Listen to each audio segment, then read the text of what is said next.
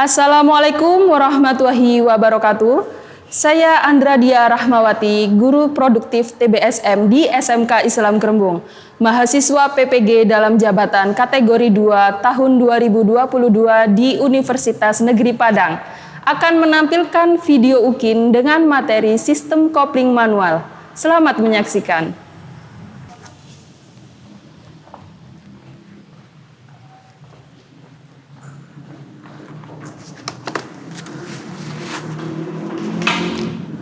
Assalamualaikum warahmatullahi wabarakatuh. Waalaikumsalam warahmatullahi wabarakatuh. Selamat pagi anak-anak. Pagi. Ya, luar biasa. Sebelum memulai pelajaran pada pagi hari ini, marilah kita berdoa. Ketua kelas tolong dipimpin untuk berdoa terlebih dahulu. Sebelum kita memulai pelajaran ini, mari kita berdoa bersama. Doa mulai.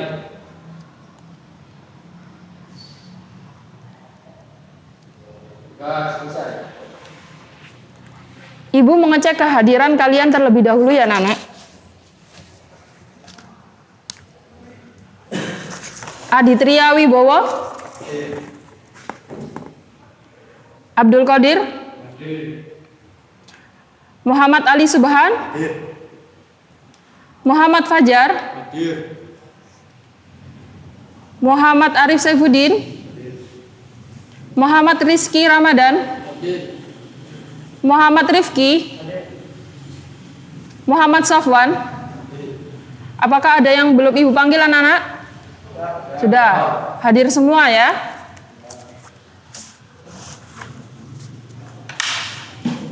Anak-anak, kamu tahu perbedaan dari sepeda motor bebek dan sepeda motor sport?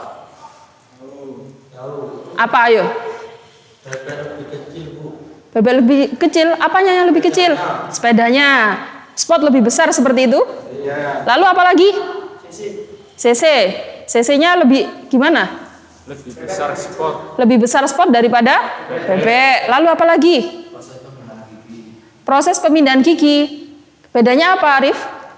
Kalau bebek kalau sport ke atas. Oh, kalau sepeda motor bebek ke bawah terus untuk penambahan gigi, kalau sport ada yang ke atas. Lalu ada lagi? Sepeda bebek itu punya handle kopling, kita sport punya handle kopling. Sepeda bebek tidak punya handle kopling, kalau sepeda sport punya. Ya, itu tadi kuncinya sudah disebutkan sama teman kamu. Pada pagi hari ini kita akan mempelajari tentang kopling. Anak-anak, kopling manual. Tujuan kalian untuk belajar kopling manual ini tentunya agar tahu perbedaan kopling manual dan kopling otomatis. Untuk tujuan pembelajaran kita pada pagi hari ini, anak, yakni memperbaiki kinerja sistem kopling manual dengan indikatornya melakukan pemeriksaan sistem kopling manual sepeda motor. Lalu yang kedua, mempraktekkan penyetelan jarak bebas handle kopling. Paham anak-anak? Ada yang ditanyakan? Tidak. Jika tidak, silahkan keluarkan HP kalian untuk mengerjakan soal pretest yang telah ibu kirimkan linknya ke grup WhatsApp. Silahkan dikerjakan dulu 5 menit.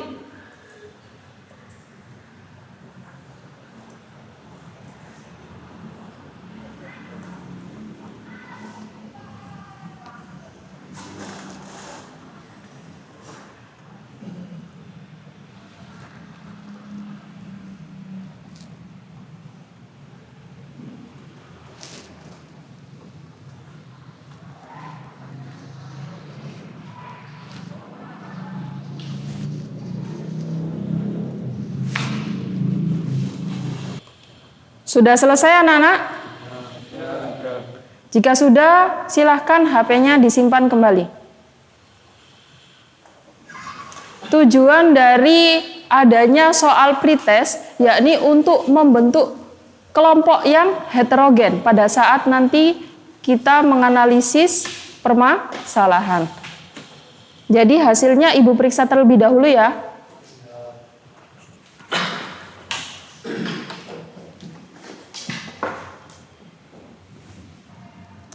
Anak-anak, setelah mengerjakan soal pretest, Ibu akan menampilkan video tentang permasalahan pada sistem kopling. Perhatikan ya videonya.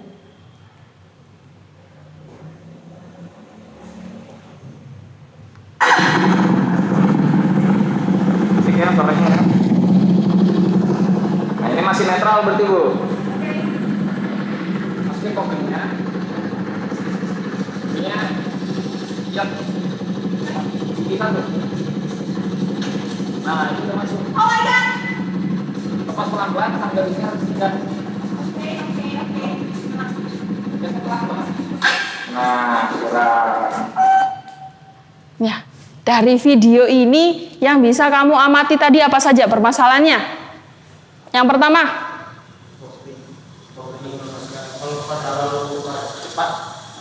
melepas koplingnya terlalu cepat. Lalu, apa lagi? Gas terlalu rendah. Gas terlalu rendah. Terus apa lagi? Kenapa kok bisa dia tadi gagal dalam melakukan kegiatan mengemudinya ya? Pada saat dia menekan handle kopling, lalu dia menarik gas, mati. Karena tadi ada yang menjawab, karena terlalu cepat melepas kopling, terus gasnya terlalu rendah atau kecil. Mengapa pada saat perpindahan gigi netral ke gigi satu harus menekan tuas kopling atau handle kopling? Kenapa? Supaya tidak melompat. Ya. Kalau kita atau kamu melakukan perjalanan menggunakan sepeda sport, saat perpindahan gigi tidak menekan handle kopling, mungkin bisa, tapi nanti akan menyebabkan kerusakan pada gigi, ya, gigi transmisi. Selanjutnya, apa fungsi dari kopling itu sendiri berarti? Menghubungkan dan memutuskan. Apanya yang ke transmisi? Aliran mesin. Aliran mesin, aliran tenaga maksudnya. Ya, jadi fungsi dari kopling itu sendiri untuk memutus dan menghubungkan putaran mesin ke transmisi. Pada saat tuas kopling ditekan, dia akan memutuskan. Pada saat tuas kopling dibebaskan, dia akan nyambung lagi. Seperti itu kinerja dari kopling. Kopling manual ya anak-anak ya. Kita belum membahas kopling otomatis. Untuk video yang berikutnya, tolong amati dan analisis. Bagaimana cara kerja kopling sepeda motor? Kopling adalah sebuah mekanisme yang dapat memutuskan serta menyambungkan putaran mesin dengan transmisi. Apa Anda tahu alasan mengapa kita harus menarik tuas kopling saat mau memasukkan gigi? Kalau tuas kopling tidak ditarik, mesin motor akan mati. Benar kan? Tapi kalau kita tarik tuas kopling, maka mesin motor tetap hidup. Itu terjadi karena saat kita menarik tuas kopling, sebenarnya kita memutuskan koneksi antara transmisi dengan mesin. Sehingga meski mesin berputar pada RPM berapapun, transmisi tidak akan berputar. Namun saat kita bebaskan tuas kopling secara perlahan, maka sepeda motor mulai berjalan. Itu artinya, koneksi antara mesin dan transmisi kembali terhubung. Pertanyaannya, bagaimana kopling itu bekerja? Untuk mempermudah, saya jelaskan prinsip kopling terlebih dahulu. Kopling itu bekerja menggunakan prinsip gesekan. Jadi, misal saya punya 3 buah plat. Saya beri nama plat A dan plat B. Seperti yang Anda lihat pada video. Plat A terhubung pada poros yang berputar sementara plat B tidak. Saat posisi 3 plat itu saling renggang, maka plat B tidak akan terpengaruh dengan putaran plat A. Tapi apabila saya posisikan agar plat A mendukung plat B, secara otomatis plat B juga ikut berputar sesuai putaran poros. Di dalam kopling motor, kita punya 2 jenis plat. Sungguh saja kampas kopling. Dorong kembali plat penekan supaya menekan semua plat kopling, sehingga putaran mesin dan transmisi kembali terhubung.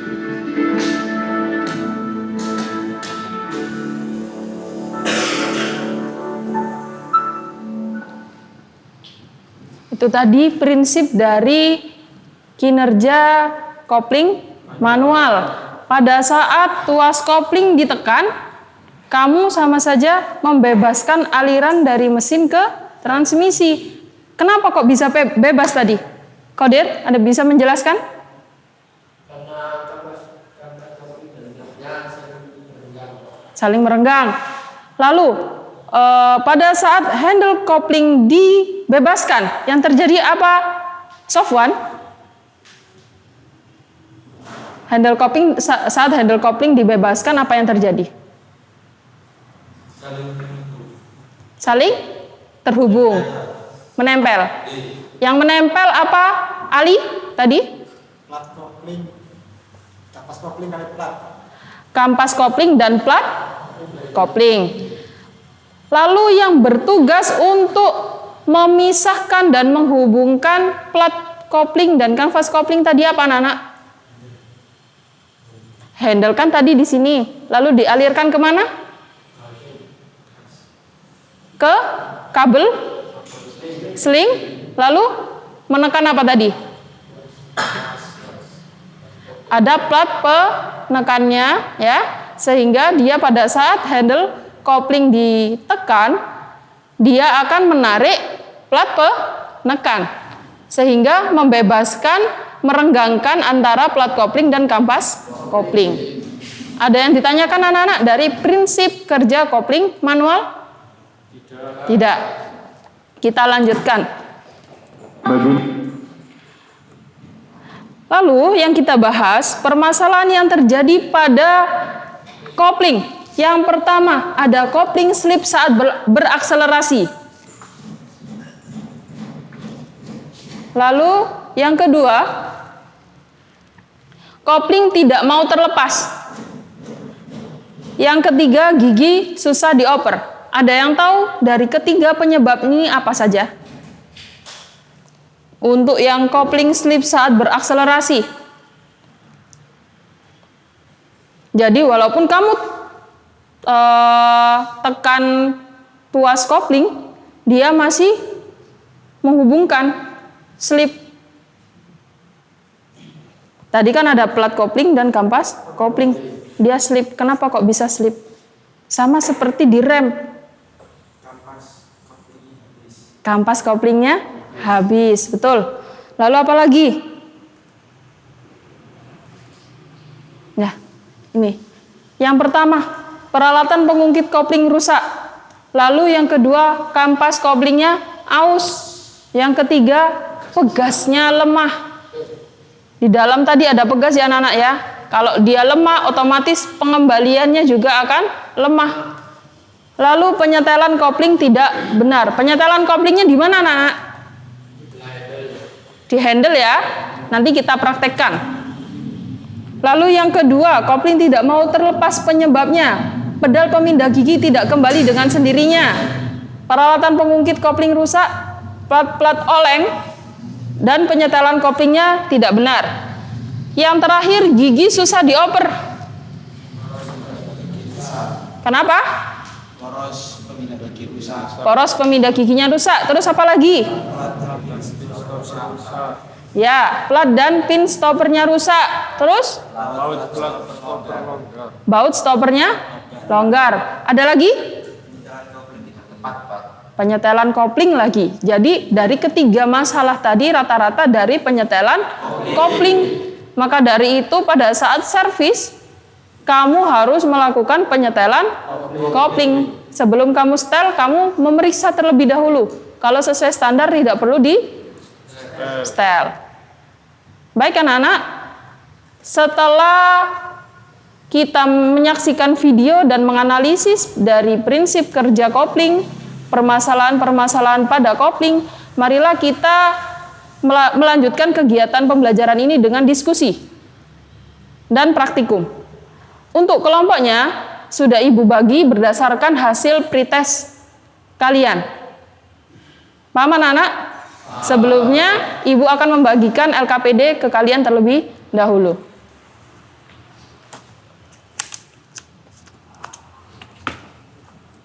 berdasarkan hasil pretest dan telah Ibu kelola agar kelompoknya bisa heterogen. Untuk Qadir berkelompok dengan Aditria. Lalu Arif dengan Fajar. Ali dengan Rizky. Dan yang terakhir Sofwan dengan Rifki. Silahkan sekarang ditata peralatannya terlebih dahulu, disiapkan peralatannya terlebih dahulu, lalu kita lanjutkan untuk praktikum. Ya, silahkan. Kegiatan praktikum kita pada pagi hari ini anak-anak, yakni melakukan pemeriksaan dan perbaikan sistem kopling manual. Sudah saya sediakan engine spot yang akan kalian bongkar dan melakukan praktikum. Kerjakan sesuai LKPD yang telah saya sediakan dan buku pedoman reparasi. Nanti ambil di dalam ya untuk buku pedoman reparasinya. Dan juga pesan saya, tolong kerjakan sesuai dengan SOP. Mengerti anak-anak? Ya. Nanti hasil pengukurannya, pemeriksaan dan pengukurannya silahkan tuliskan pada LKPD. Apa saja yang ditulis, apa saja yang diukur, silahkan dibaca di LKPD dan dicari di engine. Ada yang ditanyakan? Ya. Jika tidak, silahkan laksanakan sesuai kelompok yang telah Ibu bentuk tadi. Silakan.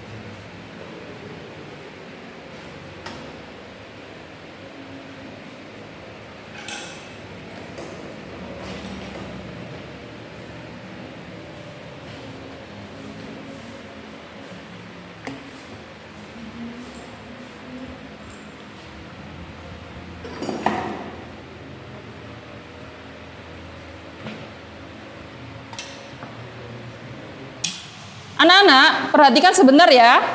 Coba dibuka di LKPD-nya dan di buku pedoman reparasi. Tolong dicocokkan dari batas servis yang telah Ibu tuliskan di LKPD. Tolong koreksi lagi lihat pada buku pedoman reparasi. Karena mesin yang kita gunakan kan berbeda-beda.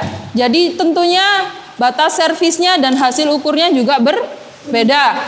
Yang kita ukur nanti itu ada 3 komponen. Yang pertama pegas kopling, mengukurnya menggunakan jangka sorong. Lalu yang kedua ada kampas kopling.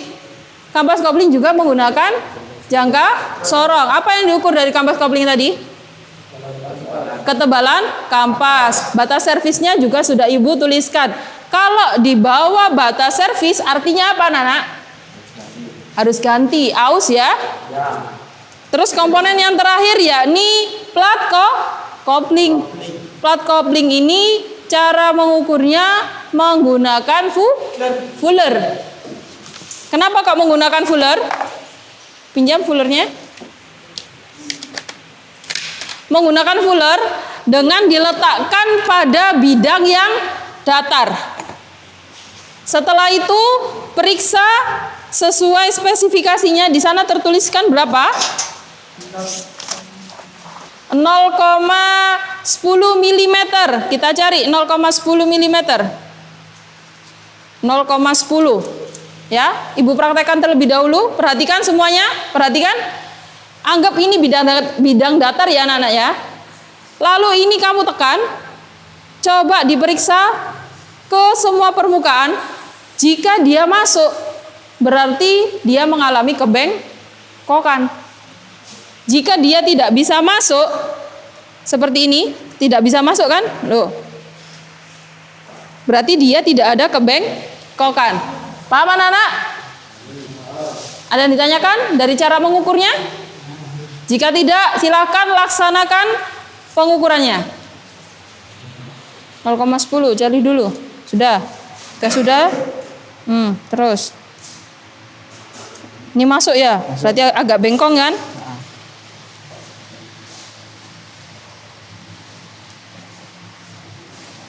Cek semua ya, pada semua plat dan kampasnya. Untuk kodir silakan mengukur kampasnya. Atau gantian, silakan bebas.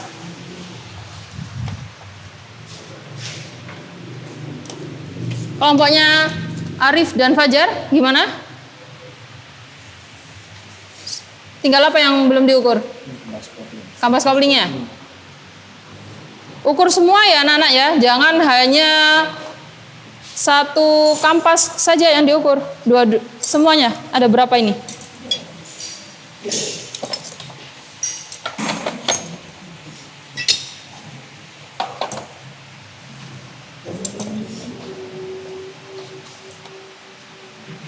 Jangan lupa hasil ukurnya ditulis.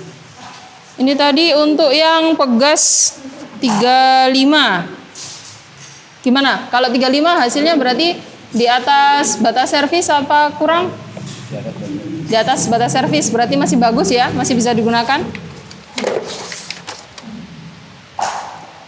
Untuk kebengkokan platnya tidak bengkok, betul. Lanjutkan.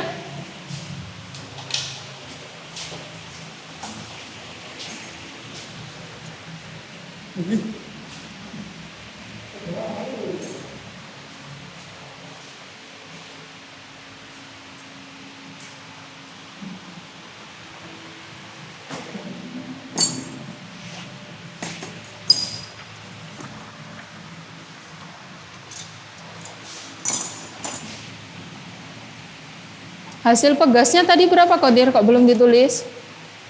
Nah silakan ditulis dulu biar gak lupa. Jangan ukur yang lain. Jangan meletakkan kampasnya di atas LKPD jadi kotor semua ini ya. Anak-anak sudah melakukan pengukuran semua? Sudah selesai?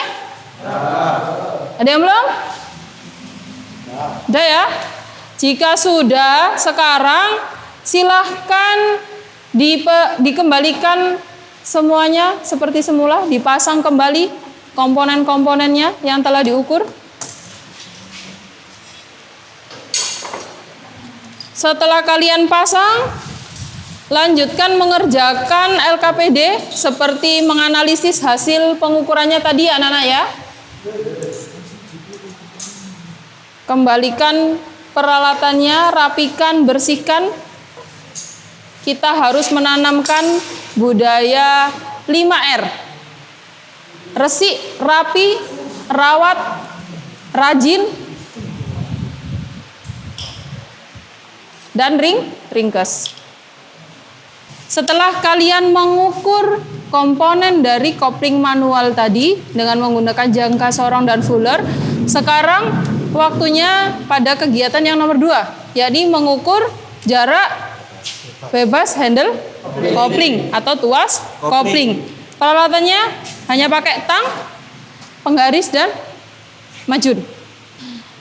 Sebelumnya jarak bebas handle kopling berapa? 10 sampai 2 cm. tadi ada yang 10 sampai 15, ada yang sampai 2 cm. 1 sampai 2 cm. Yang betul yakni 10 sampai 20 mm. Ya. Sekarang kita ukur. Cara mengukurnya pakai penggaris atau mistar. Kalau kamu lihatnya di awal adalah yang bagian luar, saat kamu tarik seperti ini, lihatnya juga di bagian yang luar. Tapi kalau kamu melihatnya tadi di bagian yang dalam sini, lurusnya yang dalam, berarti nanti saat ditarik seperti ini, kamu sama ngukurnya di yang dalam. Jangan setelah melihat yang luar, kamu lihat yang dalam. Nanti terjadi kesalahan dalam membaca hasil pengukuran. Ya, kita tempatkan ini terlebih dahulu. Kalau saya fokusnya di luar.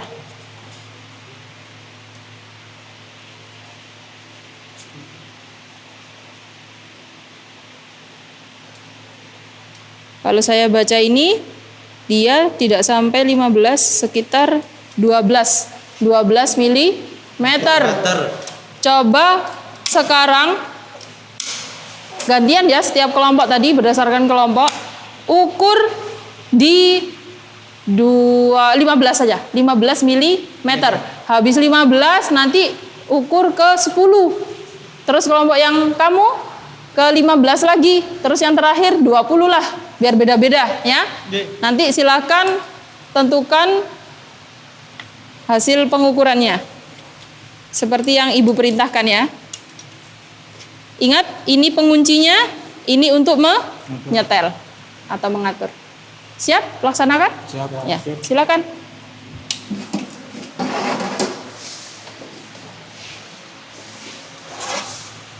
Kelompoknya Ali dulu.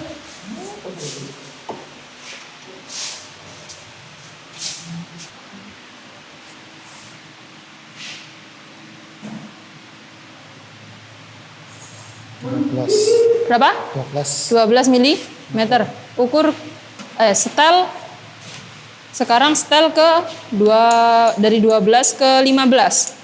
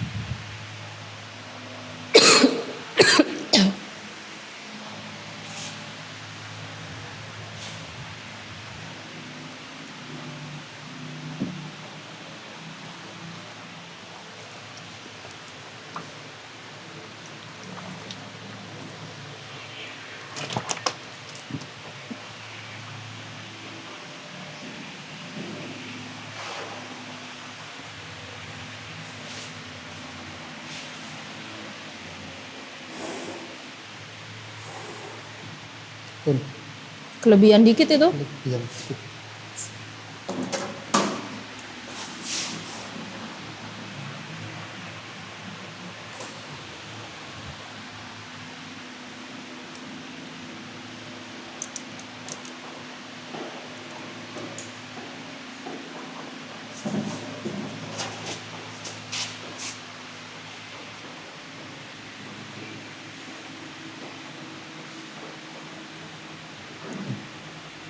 Ya, udah. 15 mm. Silakan ditulis di sini hasil pemeriksaan awalnya tadi berapa, lalu standar jaraknya berapa, dan yang Ibu perintahkan tadi berapa, silakan tuliskan. Nanti kita presentasikan. Ya. Sudah anak-anak, semuanya sudah praktikum penyetelan handle kopling ya. Sepeda motornya bisa dikembalikan terlebih dahulu. Kita melanjutkan presentasi. Silakan. Anak-anak, kita telah menyelesaikan praktikum dan diskusi pada pagi hari ini. Silakan sekarang waktunya kita presentasi. Silakan kelompok 1 maju terlebih dahulu.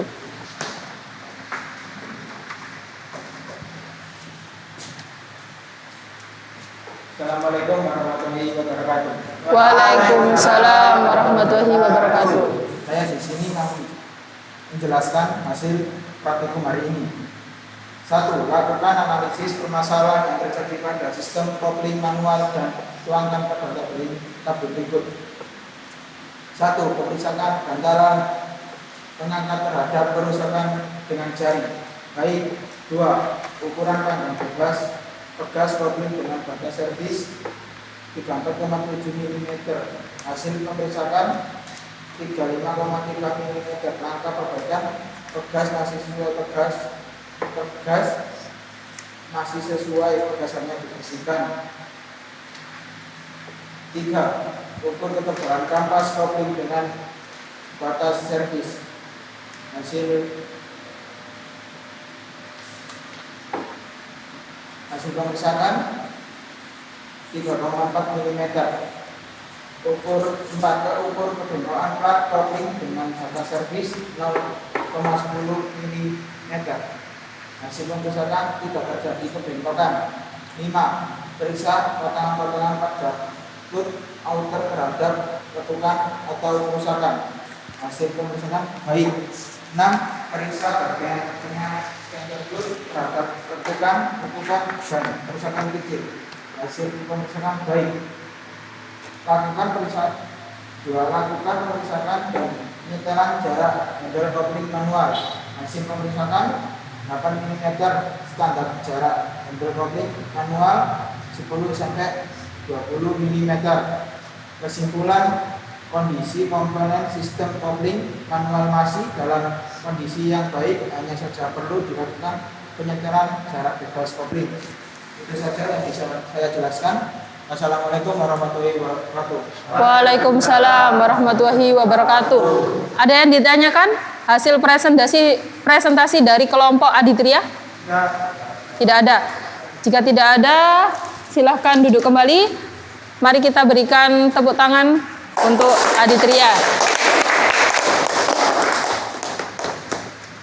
Anak-anak, kita semua telah melaksanakan presentasi hasil praktikum dan diskusi ya. Tiba saatnya pada pengerjaan soal post-test. Silahkan HP-nya dikeluarkan lagi, LKPD-nya dikumpulkan semuanya. Sudah terkumpul semua? Belum. Punya kurang satu.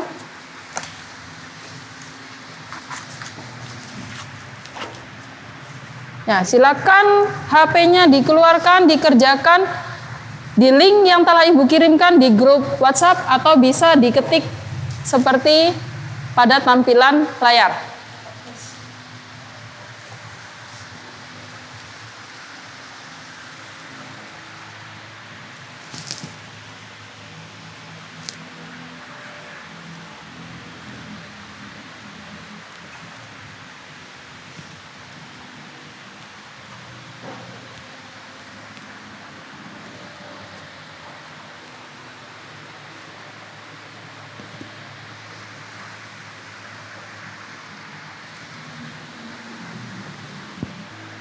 Sudah selesai anak-anak?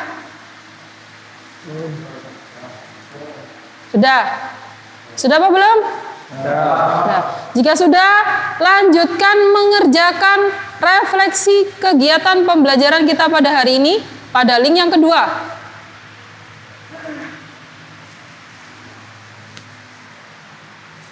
Atau bisa juga kalian scan barcode untuk langsung masuk pada link.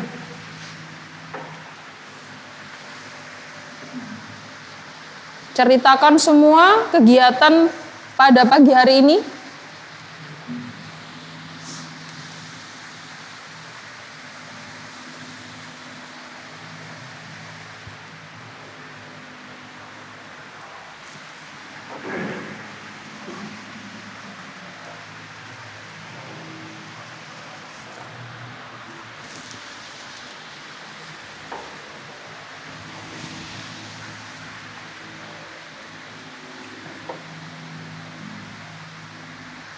Sudah selesai?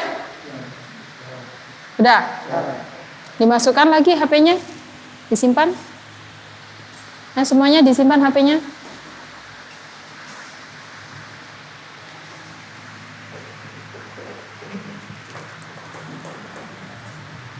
Anak-anak, sekarang ada yang berani menyimpulkan kegiatan pada pagi hari ini, mulai dari prinsip kerja sistem kopling manual sampai ke perbaikan sistem kopling manual. Ayo, silakan angkat tangan. Siapa yang berani akan dapat tambahan poin. Ayo, silakan. Saya Bu. Ya, silakan Rizky. Fungsi dari kopling yakni menghubungkan dan memutuskan tenaga mesin ke transmisi. Ya, ada yang mau menambahkan? Silakan duduk Rizky. Ada yang mau menambahkan? Ya, silakan Rifki.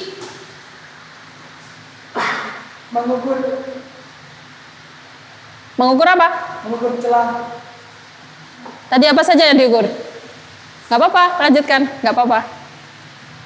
Mengukur kausan kapas kopling dan mengukur kebebasan dan kopling dan mengukur bekas kopling. Ya, ada lagi kegiatan kita selain itu tadi? Kurang satu tadi, ayo siapa? Oh, Kodir, silakan berdiri. Mengukur jarak bebas handle kopling. Berapa jaraknya? Jaraknya 10 sampai 15 mm. 10 sampai 15 mili? Sampai 20. 10 sampai 20. Ya, betul sekali jawaban dari teman-teman kalian semua ya. Dari Rizky tadi, dari fungsi kopling, yakni untuk memutus dan menghubungkan putaran mesin ke transmisi. Lalu untuk melakukan pemeriksaan dan perbaikan sistem kopling yang dilaksanakan yang pertama yakni mengukur pegas kopling, ya, jarak bebasnya pegas koplingnya berapa, lalu ketebalan dari kampas kopling, lalu yang terakhir mengukur kebengkokan plat kopling. Setelah semuanya diperiksa, yang kurang dari batas servis maka dilakukan pergantian. Yang masih dalam kondisi yang bagus hanya dibersihkan dan dipasang kembali. Setelah itu kita melaksanakan yakni pengukuran jarak bebas handle kopling dengan ketentuan 10 sampai 20 mm. Paham anak-anak? Nah, pada pertemuan kita di pembelajaran berikutnya kita akan membahas tentang sistem kopling otomatis. Ada yang ditanyakan? Jika tidak, silakan ketua kelas untuk dipimpin berdoa.